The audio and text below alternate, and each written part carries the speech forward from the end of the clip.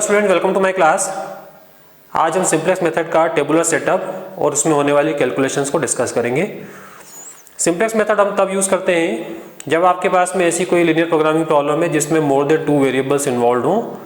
ऐसी प्रॉब्लम्स को graphical method से सॉल्व करना फिजिबल नहीं होता है, इसलिए हम यहाँ पर सिंप्लेक्स मेथड यूज़ करते हैं।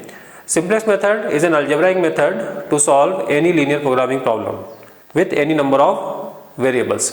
तो यहाँ पर मोर देन 2 वेरिएबल्स के केस में हम सिंप्लेक्स मेथड ही यूज करते हैं बिकॉज ग्राफिकल मेथड यहाँ पर फिजिबल नहीं होती है।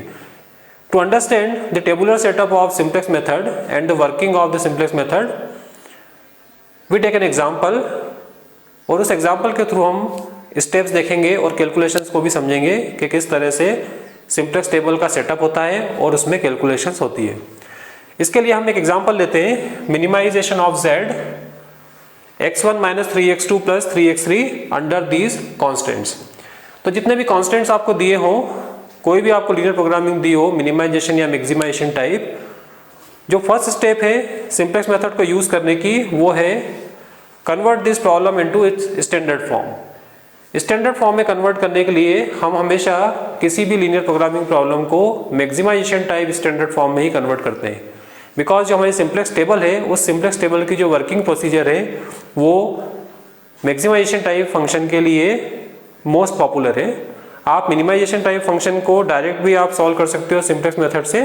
तो यहाँ पर हम इस प्रॉब्लम को मैक्सिमाइजेशन स्टैंडर्ड फॉर्म में कन्वर्ट करेंगे और उसके बाद फिर सिंप्लेक्स टेबल यूज करेंगे।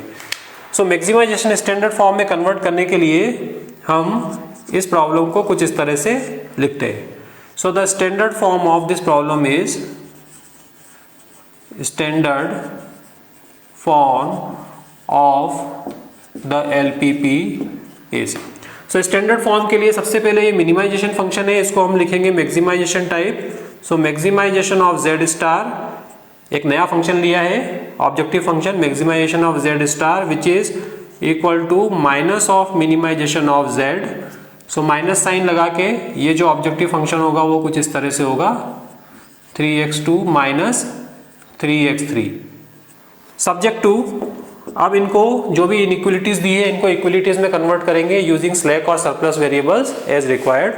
तो यहाँ पर अगर आप देखोगे तो सारी जो इनइक्वलिटीज हैं वो इनइक्वलिटीज लेस देन और इक्वल टू टाइप है, बिकॉज ये सेकंड वाली जो इनइक्वलिटी है ग्रेटर देन और इक्वल टू, इसमें RHS नेगेटिव है। स्टैंडर्ड फॉर्म में जब भी हम किसी प्रॉब्लम को लिखते हैं तो RHS पॉजिटिव होता है। इसको -1 से मल्टीप्लाई करेंगे और -1 से मल्टीप्लाई करने के कारण ये इनइक्वलिटी जो है वो लेस देन और इक्वल टू टाइप हो जाएगी।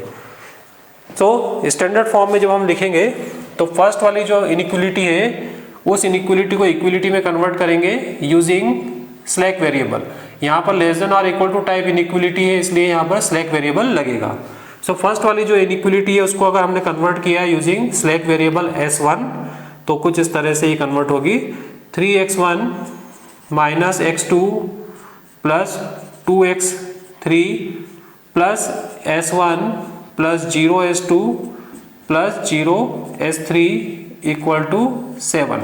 यहाँ पर हमने s1 जो है वो इस इनइक्वलिटी को कन्वर्ट करने के लिए यूज किया है, बाकी s2 एंड s3 हम सेकेंड एंड थर्ड इनइक्वलिटीज में यूज करेंगे, इसलिए हमने यहाँ पर 0 इंटू s2 0 इंटू s3 लिखा है।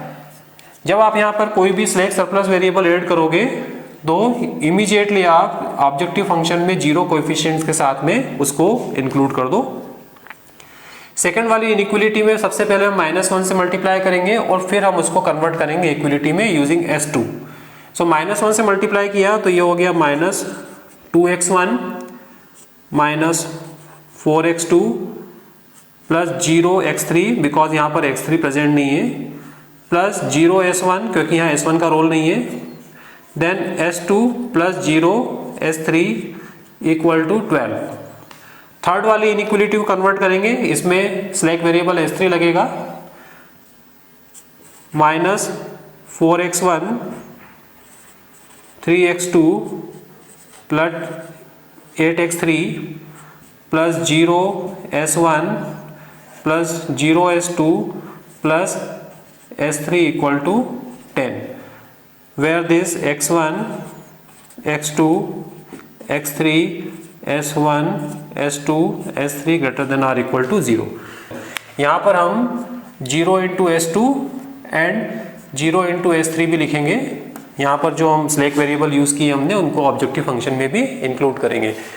Then after writing this standard form we start the solution. Solution start करते हैं हम हमेशा initial basic feasible solution as all decision variables 0, x1 x2 x3 equal to 0।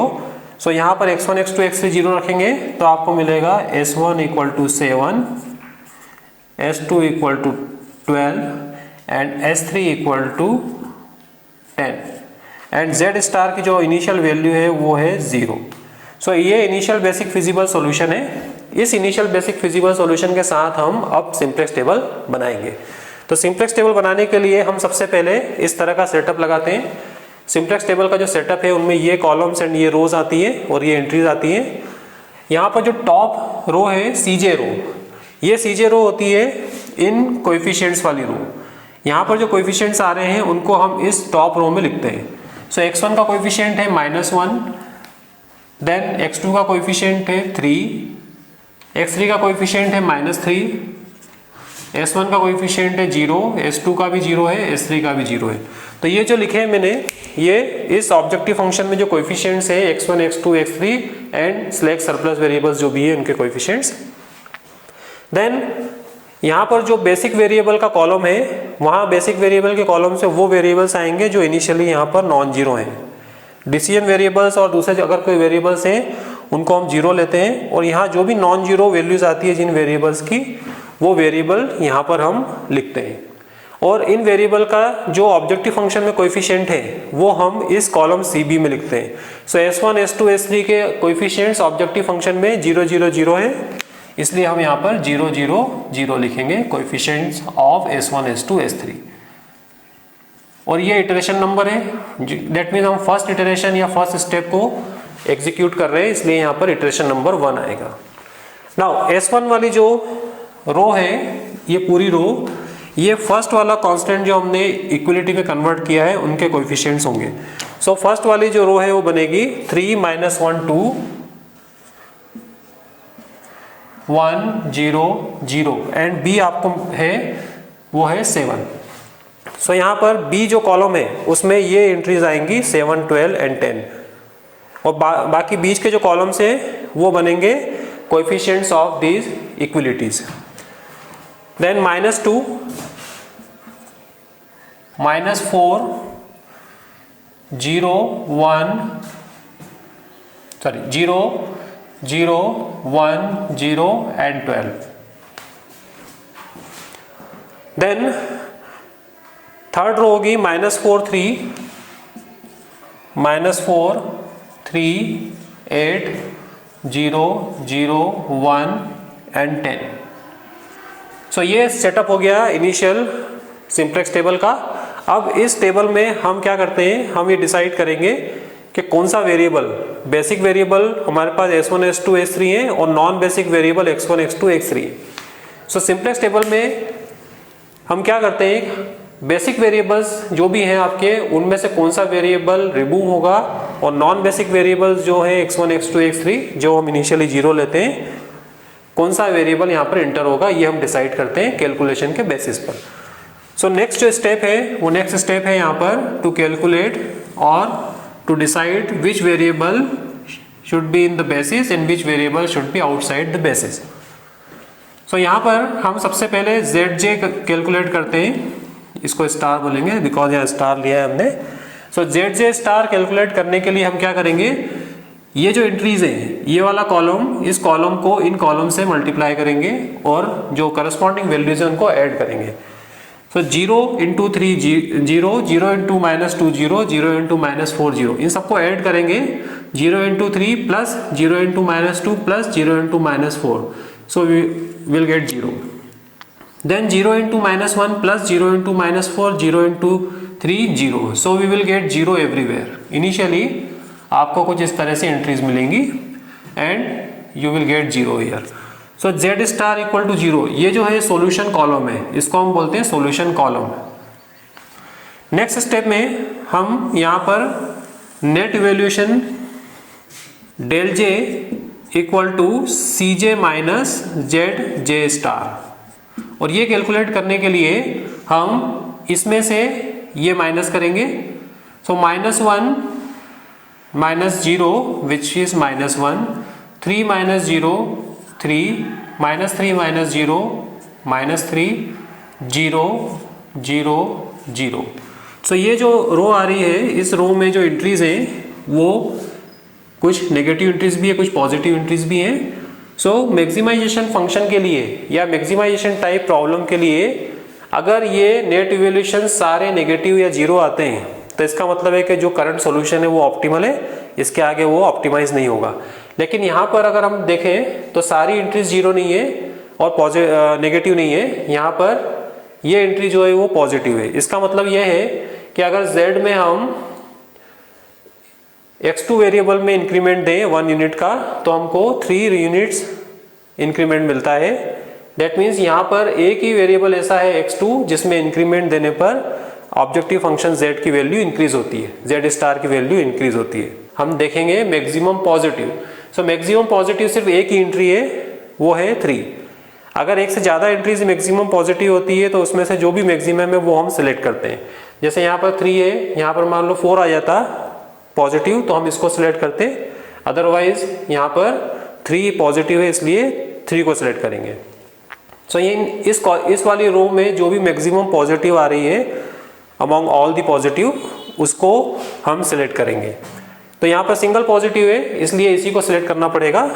तो अभी यहाँ पर हम देख रहे हैं कि यहाँ पर सारी एंट्रीज जीरो या नेगेटिव नहीं है, इसलिए ये सॉल्यूशन ऑप्टिमल नहीं है। तो हम यहाँ पर एक नोट डालेंगे, नॉट ऑप्टिमल। नॉट ऑप्टिमल के बाद में जो नेक्स्ट स्टेप है वो ये है कि इसको हम मार्क करेंगे। इसको मार्क करने का पर्पज है कि अब हम x2 में इंक्रीमेंट देना चाह रहे हैं जिससे हमको 3 रुपीज या 3 यूनिट इंक्रीमेंट मिलेगा। 1 यूनिट इंक्रीमेंट x2 में देने से 3 यूनिट इंक्रीमेंट मिलेगा ऑब्जेक्टिव फंक्शन में। सो ये हो गया हमारा इनकमिंग वेरिएबल। अब इनमें से कोई एक वेरिएबल हमको हटाना है क्योंकि x2 हमने डिसाइड कर लिया कि वो इंक्रीमेंट उसमें देना है, तो इनमें से कोई एक वेरिएबल हमको हटाना पड़ेगा। सो वेरिएबल हटाने के लिए हम क्या करेंगे, ये वाला जो कॉलम है इस कॉलम के एलिमेंट से बी कॉलम के एलिमेंट्स को डिवाइड लगाते हैं। तो यहाँ पर हम देखेंगे कि यहाँ पॉजिटिव वैल्यू होना चाहिए या नेगेटिव -1 दिया हुआ है। सो -1 से 7 को डिवाइड हम नहीं लगाएंगे क्योंकि हम नेगेटिव वैल्यूज को कंसिडर नहीं करते हैं डिवीजन में। -4 से इसको डिवाइड वो भी नहीं लगाएंगे हम क्योंकि हम नेगेटिव वैल्यू कंसिडर नहीं करेंगे। एक्चुअली ये जो नेगेटिव वैल्यूज आ रही हैं ये x2 एक्सिस पर इंटरसेप्ट है लेकिन वो नेगेटिव डायरेक्शन में है, नेगेटिव x2 एक्सिस पर है, इसलिए हम इनको कंसिडर नहीं करते। 3 से डिवाइड लगाएंगे इसको तो ये आएगा 10/3। अब यहाँ पर थीटा में यहाँ तो फॉर्चुनेटली 2 वैल्यूज नेगेटिव आ गई और एक ही वैल्यू पॉजिटिव आ रही है, लेकिन अगर यहाँ तीनों वैल्यूज पॉजिटिव आती तो हम उनमें से मिनिमम पॉजिटिव देखते। हमेशा आपको इस थीटा वाले कॉलम में मिनिमम पॉजिटिव देखना है। अभी यहाँ पर आपको एक ही पॉजिटिव वैल्यू मिल रही है इसलिए उसी को सिलेक्ट करना पड़ेगा, लेकिन यहाँ और भी पॉजिटिव वैल्यूज अगर होती तो हम मिनिमम पॉजिटिव वैल्यू उसमें से सिलेक्ट करते। So minimum positive is only 10/3। सो इसको हम ऐसा मार्क करेंगे। ऐसा मार्क करने का जो पर्पज है वो ये है कि अब यहाँ से S3 को रिमूव करना है और x2 को इंक्लूड करना है। तो ये हो गया outgoing variable, S3 is outgoing variable and x2 is incoming variable. And this row जिसको हमने मार्क किया ये हो गई की रो, इसको हम बोलते हैं की रो। और ये जो कॉलम है इसको हम बोलते हैं की कॉलम और ये एलिमेंट होता है की एलिमेंट। तो की एलिमेंट आपका है 3। इसको यूज करके हम बाकी सारी एंट्रीज को जीरो करेंगे इस पर्टिकुलर कॉलम में। सो नेक्स्ट स्टेप में जो सेकंड इटरेशन होता है उस सेकंड इटरेशन में हम क्या करते हैं, यहाँ पर बेसिक वेरिएबल्स में S1 S2 ये तो एज इट इज रहेंगे, S3 को हम रिमूव करेंगे और x2 को यहाँ पर लिखेंगे। तो जैसे हम x2 यहाँ लिखेंगे, x2 का जो कोएफिशिएंट है ऑब्जेक्टिव फंक्शन में वो इमीडिएटली CB कॉलम में हम लिख देंगे और बाकी S2 का जो ऑब्जेक्टिव फंक्शन में कोएफिशिएंट है 0 है, S1 का भी 0 है। देन इस x2 जो रो है इसको हम मॉडिफाई करेंगे। x2 रो को मॉडिफाई करने के लिए हम क्या करेंगे, इस की एलिमेंट से इस पूरी रो को डिवाइड करते हैं। So you will get -4/3 1 8/3, 0, 0, 1/3 and 10/3. This is the new modified row. Now बाकी बची हुई दोनों रोज जो हैं इनको हम मॉडिफाई करेंगे इस रो को यूज करके. तो यहाँ पर 1 को यूज करके हम इस -4 को 0 बनाएंगे. So multiply this row by 4 and add it to this S2 row. इस पूरी रो में हम 4 से मल्टीप्लाई करेंगे तो यहाँ 4 हो जाएगा. इस 4 के साथ में इसको हम ऐड करेंगे तो 0 होगा. यहाँ पर 4 से मल्टीप्लाई करेंगे तो 16/3 होगा. -16/3 -2, तो हम इसको इस तरह से ऐड करेंगे. सो इस पूरी रो में 4 से मल्टीप्लाई करेंगे और इस वाली सेकेंड रो में ऐड करेंगे. सो इस एडिशन के बाद में जो S2 रो आएगी वो S2 रो कुछ इस तरह से आने वाली है. दिस इज -22/3, बिकॉज यहाँ हमने 4 से मल्टीप्लाई किया तो ये -16/3 हो गया. -16/3 -2 -22/3. यहाँ हमने 4 से मल्टीप्लाई किया और यहाँ ऐड किया तो ये हो गया 0. फिर हमने यहाँ 4 से मल्टीप्लाई किया तो ये हो गया 32/3, तो ये 32/3 हो जाएगा. यहाँ 4 से मल्टीप्लाई किया ये 0 है तो यहाँ पर 0 ही रहेगा. फिर यहाँ पर हमने 4 से मल्टीप्लाई किया, यहाँ ऐड किया तो S2 वाले रो में यहाँ पर 1 है. यहाँ 4 से मल्टीप्लाई किया और यहाँ ऐड किया तो ये हो जाएगा 4/3. यहाँ 4 से मल्टीप्लाई किया 40/3 प्लस 12 तो ये होगा 76/3. तो ये वाली जो सेकंड वाली रो है वो हमने यहाँ से मॉडिफाई करके लिखी है. यहाँ पर हमने 4 से मल्टीप्लाई किया और इस रो में ऐड कर दिया तो ये 0 हो गया और बाकी सारे एलिमेंट्स यहाँ पर मॉडिफाई हो गए. जस्ट लाइक रो ऑपरेशन जैसा आप लगाते हो मैट्रिक्स में. नेक्स्ट इस वाले 1 को हमको 0 करना है, -1 को. तो यहाँ पर इस वाली पूरी रो को हम ऐड करेंगे इस रो में, तो जो भी रिजल्ट आएगा उसको यहाँ लिखेंगे. सो -4/3 प्लस 3 ये होता है 5/3. -4/3 plus 3 5/3. Then this 1 -1 0. Then this 8/3 plus 2 this is 14/3.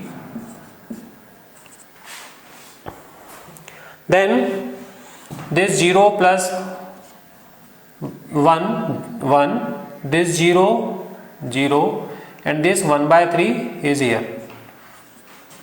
Then 10/3 plus 7, 10/3 plus 7 will be 31/3.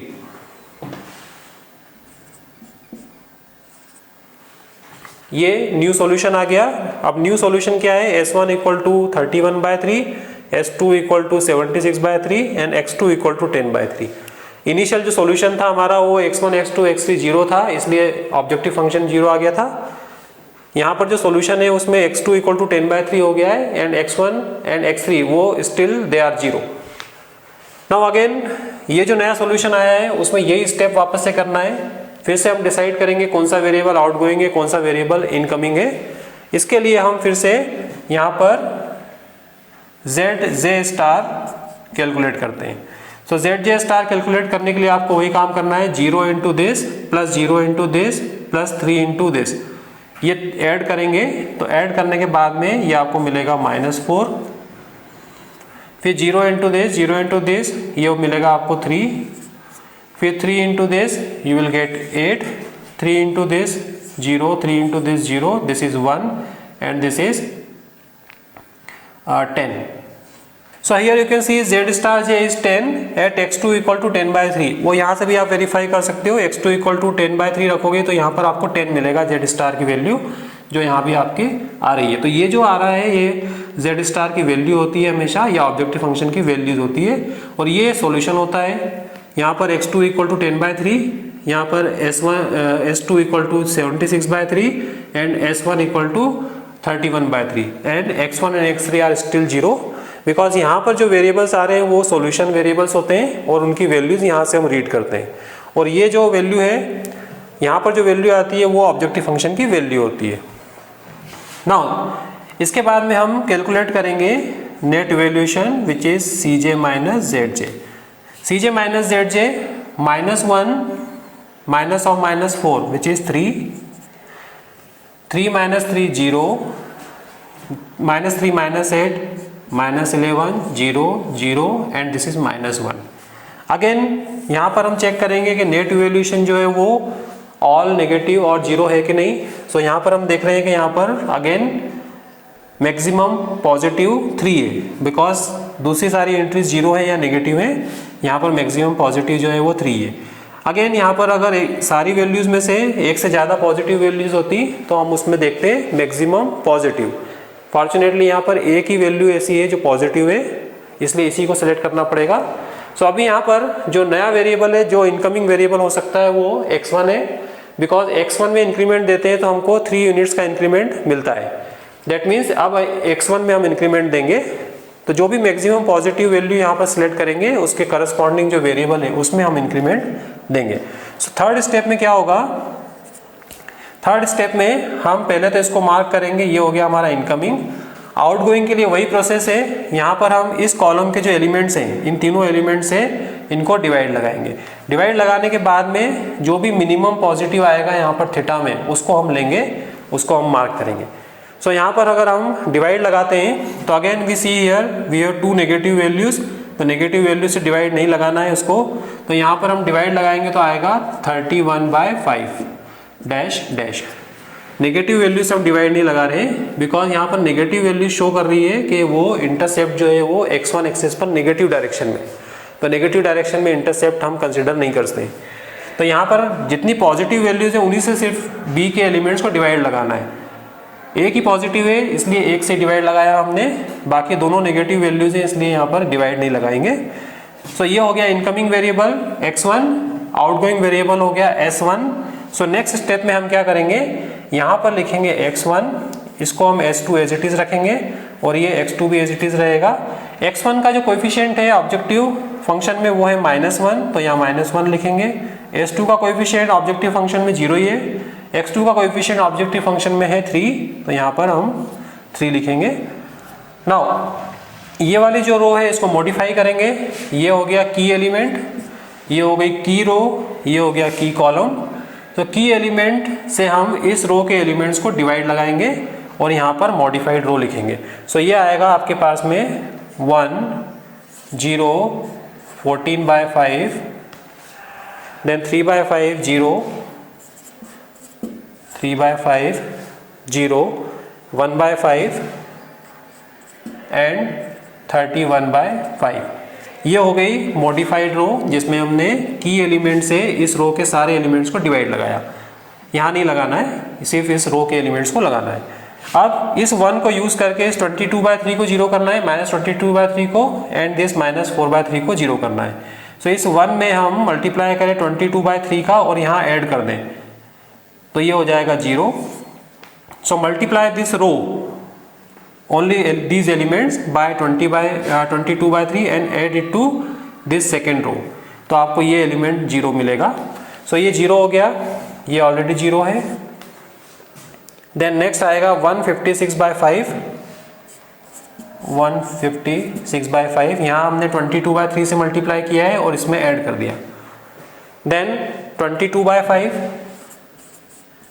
यहाँ हमने 22/3 से मल्टीप्लाई किया और इसमें ऐड कर दिया, इस वाले एलिमेंट में ऐड किया। Then 1 and then 14/5 and value of B is 354/5। So इसमें हमने 22/3 से मल्टीप्लाई किया है और इसमें ऐड कर दिया, तो आपको मिला ये 354/5। नेक्स्ट इस एलिमेंट को यूज करके इसको 0 करना है। सो इस वाली पूरी रो में हम 4/3 से मल्टीप्लाई करेंगे और इसमें ऐड कर देंगे। सो 4/3 से इस पूरी रो को मल्टीप्लाई करो और इस वाली रो में ऐड कर दो, तो ये एलिमेंट 0 हो जाएगा। So this is 0, this is 1, then 32/5, then you get 4/5, then you get 0 and 3/5, then 58/5. So in this way you modify all the rows. यहाँ पर हमने इस 1 को यूज करके इन दोनों एलिमेंट्स को 0 बनाया। तो पहली बार हमने 22/3 से मल्टीप्लाई किया इस रो को और इसमें ऐड कर दिया इस पूरी रो में, तो हमको ये वाली रो मिली है।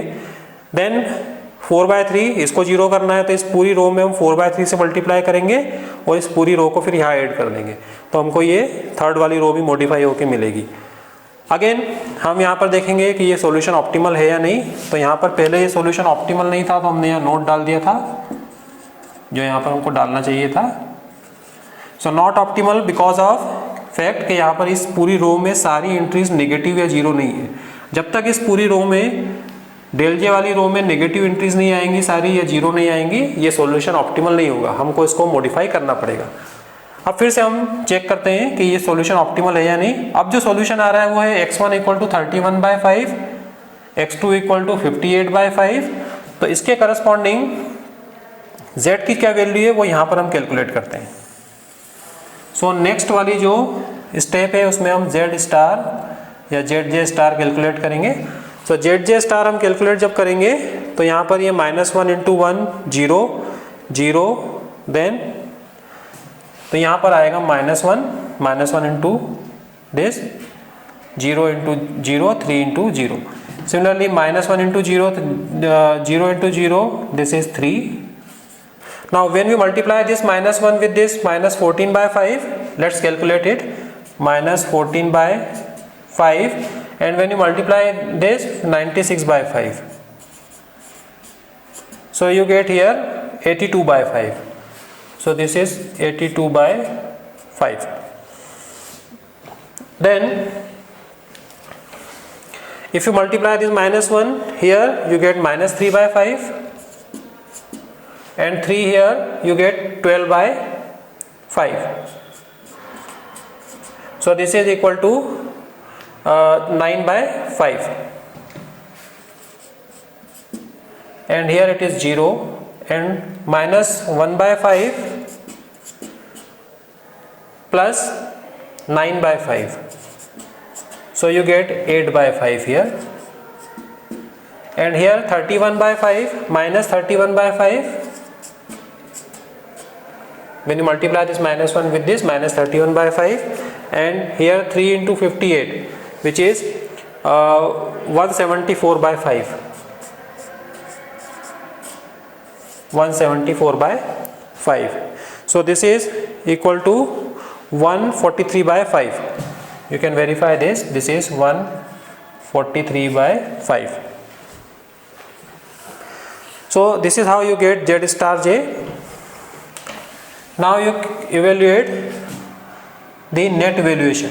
So net valuation के लिए फिर से हम इसी तरह से del J फाइंड करेंगे. So del J equal to Cj minus Zj.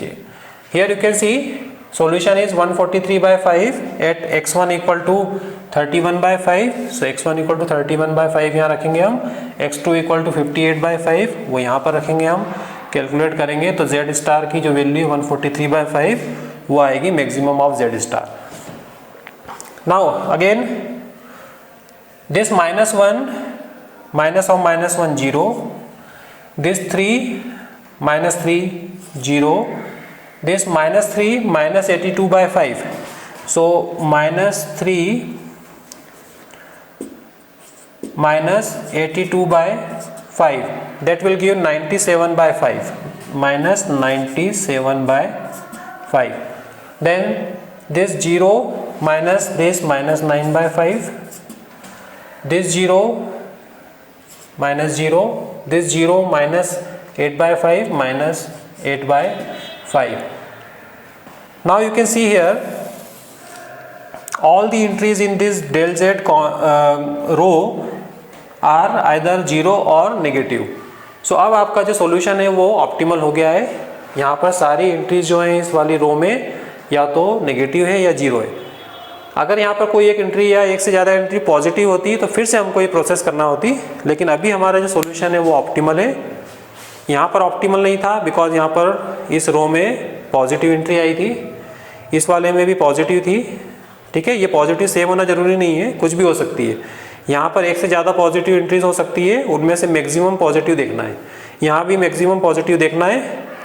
Fortunately यहाँ पर एक ही पॉजिटिव वैल्यूज आ रही थी इसलिए हमने उसी को लिया है. सिमिलरली यहाँ पर थीटा वाले जो कॉलम में हम हमेशा उन्हीं एलिमेंट से डिवाइड करते हैं जो पॉजिटिव होते हैं. सो पॉजिटिव से डिवाइड करेंगे तो यहाँ जो एंट्रीज आएंगी वहाँ पर यहाँ पर पॉजिटिव एंट्रीज आनी चाहिए।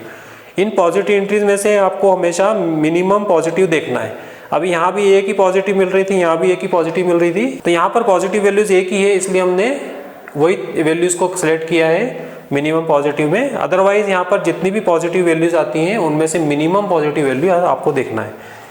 अब यहाँ पर सॉल्यूशन जो है वो ऑप्टिमल हो चुका है, बिकॉज यहाँ सारी वैल्यूज जो है वो नेगेटिव है या जीरो है, तो सॉल्यूशन अब ऑप्टिमाइज नहीं किया जा सकता है। सो this is the optimal solution and this is the calculation you do in simplex method. तो अब जो सॉल्यूशन आ रहा है वो क्या आ रहा है, our solution is x1 equal to 31/5, x2 equal to 58/5 and x3 equal to 0 एंड हमारी जो वैल्यू है z की वो हमको फाइंड करना है मिनिमम। तो minimum of z minimum is minus of z star maximum. अब z स्टार मैक्सिमम कितना आ रहा है वो हमेशा यहाँ से मिलेगा आपको, यहाँ जो भी आएगा वो होगा वैल्यू ऑफ z। तो z की वैल्यू जो है वो 143/5 है, that mean maximum of z star is 143/5। यहाँ पर मैक्सिमम जो z स्टार की वैल्यू थी वो 10 थी, तो पहले 0 थी, फिर 10 हुई, फिर 143/5 हुई है। तो यहाँ पर जो वैल्यूज आ रही है वो हमेशा ऑब्जेक्टिव फंक्शन की वैल्यू होगी। तो हमारा जो z मिनिमम है, ओरिजिनल प्रॉब्लम का जो सॉल्यूशन है वो मिलेगा इसकी मैक्सिमम z स्टार की जो वैल्यू है उससे मैं नेगेटिव साइन लगा के। सो दिस इज -143/5। तो ये जो सॉल्यूशन है सिंप्लेक्स टेबल या सिंप्लेक्स मेथड से वो हम इस तरह से फाइंड करते हैं। ये टेबुलर सेटअप है, ये प्रोसीजर है। यहाँ पर आपको ध्यान रखना है कि मैक्सिमम पॉजिटिव सिलेक्ट करना है अमॉन्ग ऑल दी पॉजिटिव्स। यहाँ भी यही प्रोसीजर है, यहाँ भी यही है, मैक्सिमम पॉजिटिव देखना है इस डेल जेड वाली रो में, और यहाँ पर आपको मिनिमम पॉजिटिव देखना है। यहाँ पर एक ही पॉजिटिव आ रहा है अभी, इसलिए ये वही सिलेक्ट किया है हमने। अदरवाइज एक से ज़्यादा पॉजिटिव आते हैं तो मिनिमम पॉजिटिव हम देखते हैं। सो this is how you do calculations in simplex table and this is the setup of simplex table. I hope you understood. Thank you very much.